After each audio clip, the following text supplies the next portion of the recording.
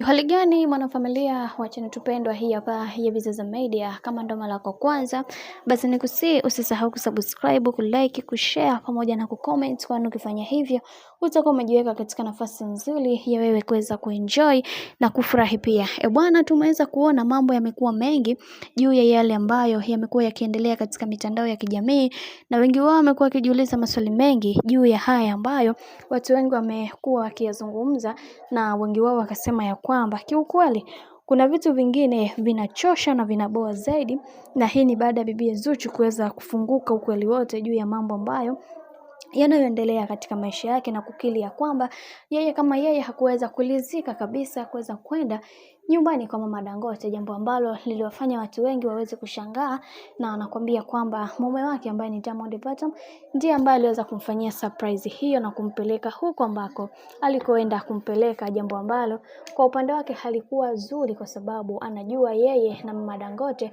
hawako sawa. Hasa hapa tumeweza kuona namna ambavyo bibi Zuchu ameamua kuweza kuweka ukweli wote bayana na kuweza kukiri kwenye kila kitu ambacho kinachoendelea katika maisha yake yeye na bwana mkubwa Diamond Platnumz pamoja na familia ya Diamond Platnumz kiujumla. Kiukweli hili jambo limeweza kuwauma watu wengi, na kila mtu aliweza kuzungumza yake na kusema kwamba kiukweli bibi Zuchu anatia huruma na anahitaji kupewa msaada kwa namna moja ama nyingine, kutokana na yale ambayo yamekuwa yakitokea katika maisha yake. Hili jambo linahuzunisha na linasikitisha sana, kwa sababu kila mtu aliamini ya kwamba kila kitu kinawezekana, lakini ndo kama hivyo mambo yanabadilika kadri siku zinavyozidi kwenda. Hivyo tuendelee kuombeana katika kila hatua ya maisha ambayo watu wanapiga. Bwana, mambo ni mengi, alafu muda ni mchache. Mimi nikusii usisahau kusubscribe, kulike, kushare pamoja na kucomment. Sina la ziada, wacha nikutakia siku njema na kazi njema.